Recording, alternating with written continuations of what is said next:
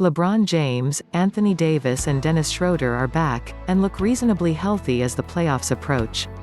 As a result, it should be no surprise that the Lakers' new starters featuring that trio along with Drummond and Kentavious Caldwell-Pope were able to get their first win of the season in just their second game as a unit. They fairly easily took care of the Pacers, 122-115, on Saturday in their second-to-last game of the season to stay alive in the race for sixth place in the West. There was a scare with one of the team's patented 4-plus-minute scoring droughts in the fourth quarter, but hey, they wouldn't be the Lakers if they didn't give us some anxiety, right? And they still got the win, with James retaking control with 7 straight points when he needed to down the stretch. Maybe he just wanted some practice closing out a game in the clutch? And for the first 3 quarters, things were running smoothly in a game played by both sides with the defensive intensity of a glorified scrimmage. Drummond, 11 points, 15 rebounds, looked much better next to 2 stars. James, 24 points, 7 rebound and 8 assists, looked spry and rested, and Davis dominated the first quarter with 17 points to continue the role he was on prior to sitting out last game, finishing with 28 points and 10 rebounds.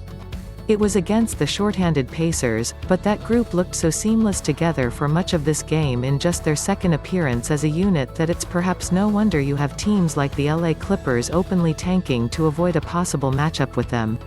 They have a long way to go to help this team defend its title. Look no further than their fourth quarter lull when they took their foot off the gas and settled for jumper after jumper for evidence, but for the first 3, this was as good as the Lakers have looked offensively in a while. They may want to burn the tape of their defense in this one, though, and they'll have to treat games like actual games and not glorified practices for the entire time if they want to win in the playoffs. But for one of their last dress rehearsals before the postseason, this was promising. And as we mentioned above, this win also keeps the Lakers, 41-30, alive in their hunt to avoid the play-in tournament next week.